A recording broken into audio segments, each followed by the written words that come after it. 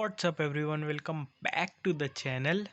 तो आज हम करेंगे हमारी इकोनॉमी का एक बहुत ही इम्पॉर्टेंट और आसान चैप्टर जो कि है मनी एंड बैंकिंग। तो ये दोस्तों हम चैप्टर शुरू करते हैं। तो इसे शुरू करने से पहले हम सबसे पहले पढ़ेंगे बाटर सिस्टम, मतलब बाटर एक्सचेंज। अब हमको ये चैप्टर करने से पहले थोड़ा सा हिस्ट्री का, मतलब वो हिस्ट्री वाली पढ़ाई नहीं, ये मनी की हिस्ट्री का नॉलेज होना ज़रूरी है। तो चलो हम देख लेते हैं कि मनी की हिस्ट्री क्या रही है। तो सबसे पहले यहाँ पे है बाटर एक्सचेंज। बाटर एक्सचेंज का क्या मतलब होता है दोस्तों? बहुत टाइम पहले, मतलब जब हमारे पास बैंकिंग सिस्टम नहीं था, जब करेंसी नहीं थी, तब हम लोग तब भी तो खरीद बेच करते थे। तो उस टाइम पे हम कैसे खरीदी बेच करते थे गुड्स की? गुड्स टू गुड्स, मतलब कमोडिटी टू कमोडिटी हम एक्सचेंज करते थे। उसी को हम बाटर एक्सचेंज बोलते हैं। तो देखिए, मैंने यहाँ पे इसकी डेफिनेशन भी लिखी है कि it refers to the exchange of goods for goods. मतलब सिंपल सी बात है, अगर किसी पर्सन ए को वीट चाहिए, है ना, चावल चाहिए, वीट चाहिए, कुछ भी चाहिए, और पर्सन बी को इन एक्सचेंज में फ्रूट्स चाहिए। पर्सन ए के पास फ्रूट्स हैं, पर्सन बी के पास वीट या राइस है, तो दोनों एक्सचेंज कर लेंगे। ये हो गया उनका बार्टर एक्सचेंज। ठीक है। यहाँ पे फिर लिखा था economy where this system happens is known as barter economy. जहाँ भी बार्टर एक्सचेंज चलेगा उसको बार्टर इकोनॉमी बोलेंगे, कोई डाउट नहीं। पर दोस्तों, अगर हमारा बार्टर सिस्टम इतना अच्छा होता तो हम मनी का कॉन्सेप्ट लाते ही काय को। तो इसलिए अब हमको पढ़ना पड़ेगा बार्टर एक्सचेंज के लिमिटेशंस, मतलब क्यों ये बार्टर एक्सचेंज जो था इसको हटाना पड़ा और नया कॉन्सेप्ट हमको लाना पड़ा। तो क्या लिखा है देखो, पहला लिमिटेशन है lack of common measure of value. मतलब अब मान लो जो पर्सन ए को राइस चाहिए था और पर्सन बी को फ्रूट चाहिए था, तो ये आप मेज़र कैसे करोगे कि आपके फ्रूट और उनका राइस इक्वल है? मतलब ऐसा थोड़ी होगा कि 1 किलो राइस के बदले आप 1 किलो फ्रूट्स दे दोगे। ये थोड़ा कॉमन मेज़र में प्रॉब्लम आ रही है कि नहीं आ रही? तो ये एक उनका पहला लिमिटेशन था कि lack of common measure of value. फिर दूसरा लिमिटेशन क्या आया? Lack of store of value. मतलब अब आपको वीट राइस चाहिए, आपने ले लिए आज एक्सचेंज में, अब आपको अगले 1 महीने तक ज़रूरत नहीं है, पर आपके पास तो फ्रूट जो पड़े वो 1 महीने बाद ख़राब हो जाएंगे, आप स्टोर कैसे करोगे? तो वो एक प्रॉब्लम थी कि नहीं? तो इसलिए भी ये एक इसका लिमिटेशन बन जाता है बार्टर एक्सचेंज का। क्योंकि जो गुड्स रहते हैं वो पेरिशेबल नेचर के रहते हैं, मतलब 1 हफ्ते में ख़राब हो जाते हैं, और भी कम बहुत टाइम जल्दी ख़राब हो जाते हैं। इसलिए भी ये जो सिस्टम था वो नहीं चल पाया। फिर हमारा तीसरा लिमिटेशन क्या आ जाता है? Lack of system of borrowings. मतलब यहाँ पे जो सिस्टम था बार्टर एक्सचेंज, इसमें बोरोइंग्स नहीं चल पाती थी दोस्तों। You can't borrow the goods and return it in the same condition. मतलब आप इसको उधार थोड़ी ले सकते हो। आप किसी के पास गए, आपने बोले मेरे को ये फ्रूट्स उधार में दे दो, मैं घर में रखूँगा 1 हफ्ता और तुमको लौटा के दे दूँगा। ऐसा थोड़ी होगा। आप इसको बोरोइंग सिस्टम को हम यूजेज में, प्रैक्टिस में ला ही नहीं पाए थे, इसलिए ये एक लिमिटेशन बन जाता है बार्टर सिस्टम का। फिर लिखा है lack of same of equal wants. इसका मतलब क्या है दोस्तों? मतलब वही, अगर पर्सन ए को फ्रूट चाहिए थे और पर्सन वी को वीट्स और राइस चाहिए थे, तो ज़रूरी थोड़ी है कि दोस्तों कि पर्सन ए के पास भी वही हो जो पर्सन बी को चाहिए।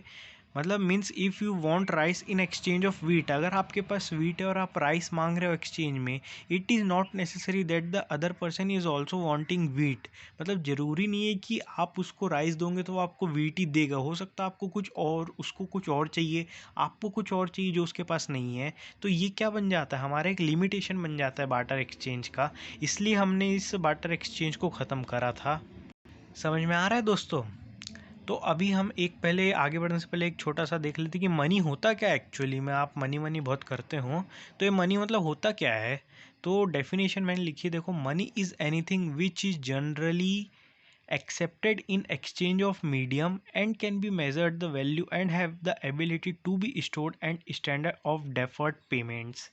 अरे बहुत हैवी हैवी वर्ड्स हो गए, मैं समझाता हूँ। देखो, money is anything which is generally accepted in exchange of medium. अब एक्सचेंज ऑफ मीडियम का मतलब क्या हो गया कि आपको कुछ भी चीज़ खरीदनी है, उसके एक्सेप्ट मेरे उनके रिटर्न में अगर कोई आपसे कुछ एक्सेप्ट कर रहा है तो वो मनी कहलाएगा। And can be measured the value, अब जो एक्सेप्ट करो उसकी वैल्यू भी तो पता होना चाहिए। जैसे बार्टर सिस्टम में तो हम वैल्यू नहीं लगा पा रहे थे गुड्स की, मनी की तो होनी चाहिए, तभी हम उसको मनी बोलेंगे। And have the ability to be stored, उसको स्टोर कर सके। अब जरूरत नहीं कि आज अगर हमारे पास पैसे हैं तो हम कल नहीं खरीद सकते, आज ही हमको ज़बरदस्ती खरीदना ही पड़ेगा। उसको स्टोर करके हमको जब ज़रूरत हो तब खरीदेंगे, वो कहलाएगा money. And the standard of deferred payments, deferred payments का मतलब क्या होता है दोस्तों? बोरोइंग्स, ईएमआईज, मतलब हम इसको ईएमआई में भी दे सके, किसी से उधार भी ले सके, उसी कॉन्सेप्ट को हम बोलेंगे मनी, है ना दोस्तों। इस डेफिनेशन को फिर से पढ़िए, बहुत आसान डेफिनेशन है। Money is anything which is generally accepted in exchange of medium and can be measured the value and have the ability to be stored and standard of deferred payments. अब दोस्तों, अब हम देखते हैं हमारा अगला टॉपिक जो कि है मनी सप्लाई। तो मनी सप्लाई तो सबसे पहले मैं आपको आसान भाषा में समझा देता हूँ कि क्या होता है। मनी सप्लाई वो होता है कि मतलब हमारे जो पब्लिक है, मान लो इंडिया है, इंडिया की पब्लिक के पास एक पर्टिकुलर पॉइंट ऑफ टाइम, मान लो आज ही के दिन कितना पैसा है, कितना उनके पास पैसा है, वो देखेंगे हम मनी सप्लाई से। देखो मैंने डेफिनेशन भी लिखी, it refers to that value of money held by public at a particular point of time. देखो दोस्तों, अब यहाँ पे आप अच्छे से देखना, मेज़र ऑफ मनी सप्लाई लिखा है, मतलब हमको मेज़र करना है कि कितना पैसा पब्लिक के पास अवेलेबल है। तो हम उसको ये 4 M के नियमों से जान सकते हैं दोस्तों। इनको आप देखना, M1, M2, M3 और M4 बोलते हैं। अब M1 में क्या होगा? मनी वन में होगा कि currency and coins held by public, मतलब अगर हमको देखना है कि कितना पैसा पब्लिक के पास है तो हम पहले ये देखेंगे कि कितना करेंसी, मतलब कितने नोट और कॉइन्स, मतलब सोने के सिक्के, चांदी के सिक्के कितने हेल्ड कर रही है public. And demands of deposits of commercial banks, मतलब ये डिमांड्स ऑफ डिपॉजिट्स मतलब वही आपके पैसे कितने आपने जमा करे हैं, मतलब विड्रू बाय चेक या किसी से भी आप निकाल सकते हो कितना बैंक में जमा करा।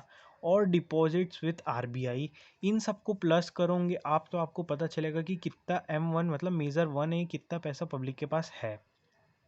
अब M2 आ जाता है कि M1 मतलब ये पूरा currency coin held by public, demands और deposit commercial bank, deposit with RBI को प्लस कर दोगे saving deposit with post office saving account. आपको पता होगा पोस्ट ऑफिस में जो सेविंग अकाउंट खुलता है उसके भी पैसे यहाँ पे जमा करना, मतलब इसको कैलकुलेट करेंगे कि कितना आएगा एक मनी हमको निकालने के लिए कि पब्लिक के पास कितनी है। फिर आता है M3 जो कि है M1, ये तीनों को प्लस करो तो M3 क्या होता है हमारा दोस्तों? M1 के पूरे एलिमेंट्स और फिक्स डिपॉजिट विद बैंक, मतलब बैंक से जितने भी डिपॉजिट करो वो भी।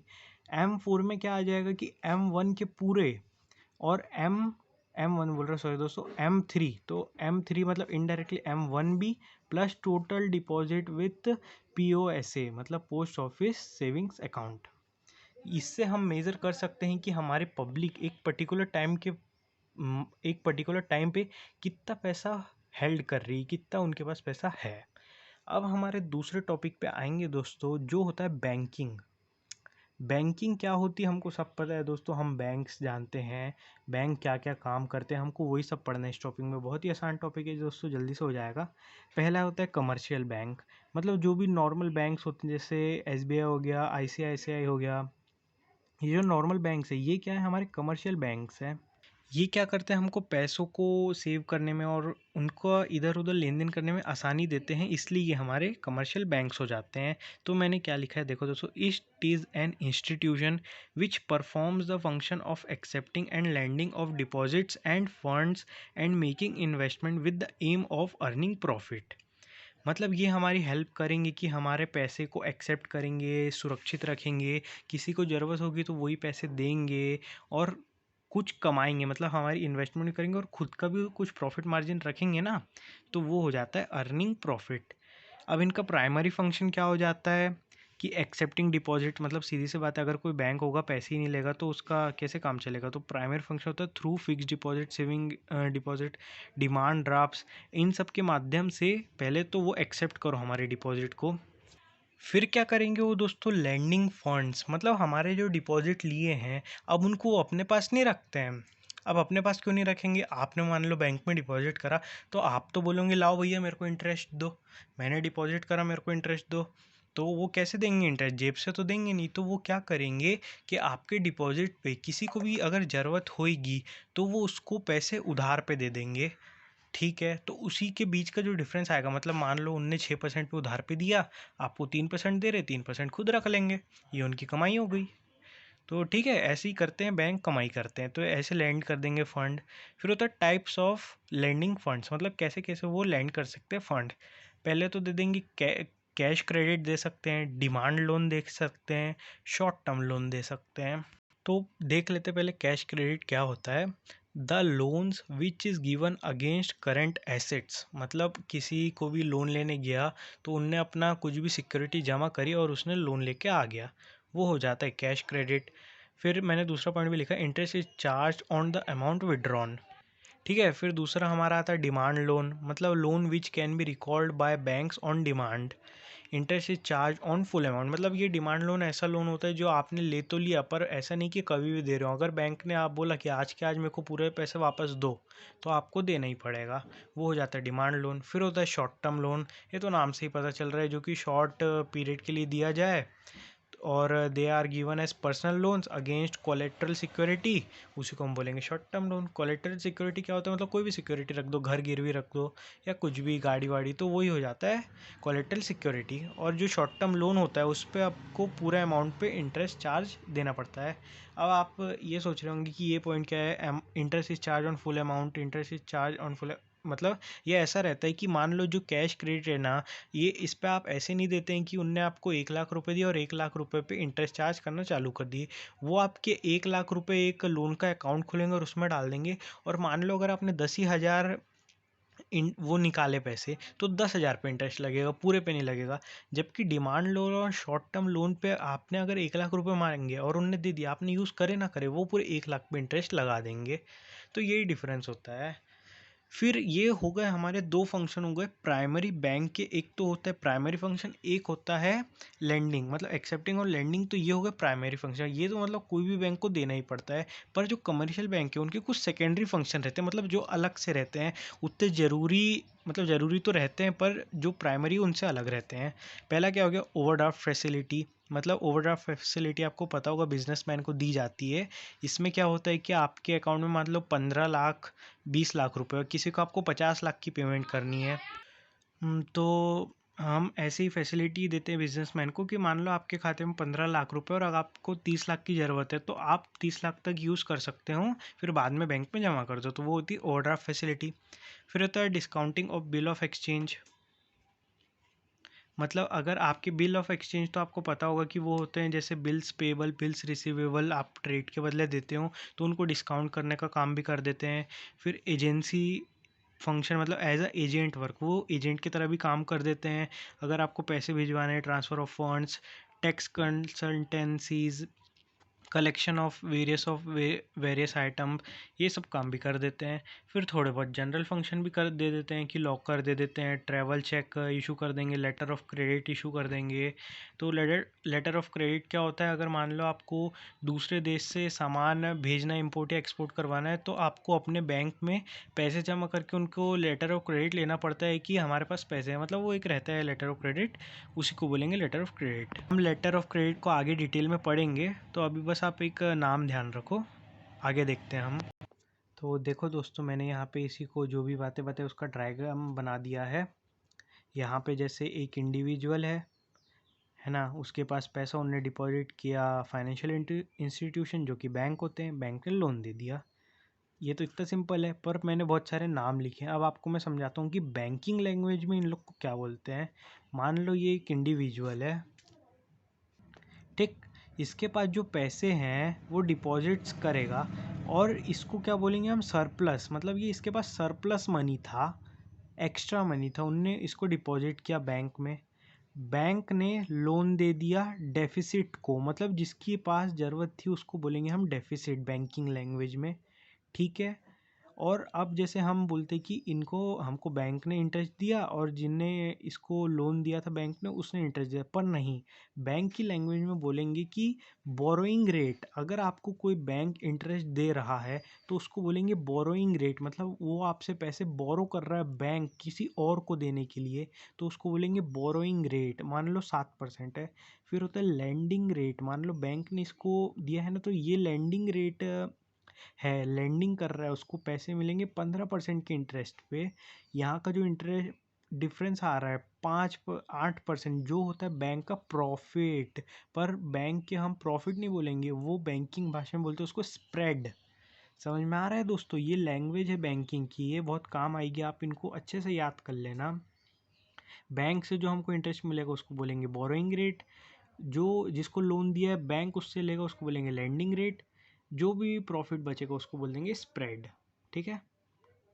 अब दोस्तों हम पढ़ेंगे सेंट्रल बैंक, है ना? तो सेंट्रल बैंक आपने इंडिया में नाम सुना होगा आरबीआई का, तो उसी को आप ध्यान में रखते हुए ये चीज़ों को समझना कि देखो, it is N apex body that control operation, regulates and directs the entire banking and monetary structure of the country.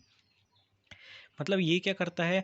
Apex body है, मतलब सुप्रीम बॉडी है बैंकों की, जो कि कंट्रोल करती है, रेगुलेट करती है, डायरेक्ट करती है उनके entire banking system and monetary structure को। एक कंट्री के जैसे इंडिया में आरबीआई सबको रेगुलेट करता है, पूरा मनी स्ट्रक्चर देखता है। तो इसका फंक्शन क्या होता है? पहला फंक्शन तो देखो, मैंने थोड़ा घिच पिच कर दिया क्या? मैं समझाता हूँ दोस्तों।